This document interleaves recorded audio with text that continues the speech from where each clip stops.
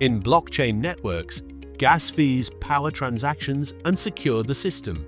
On Alchemy, a decentralized financial ecosystem built on auditable physical gold, the world's first institutionally audited gold-backed token, serves as the native gas token.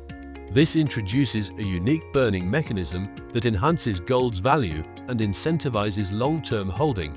Inspired by EIP 1559 of Ethereum, Alchemy's gas fee model splits transaction fees into three components: a base fee, an optional priority fee, and a layer 1 data fee.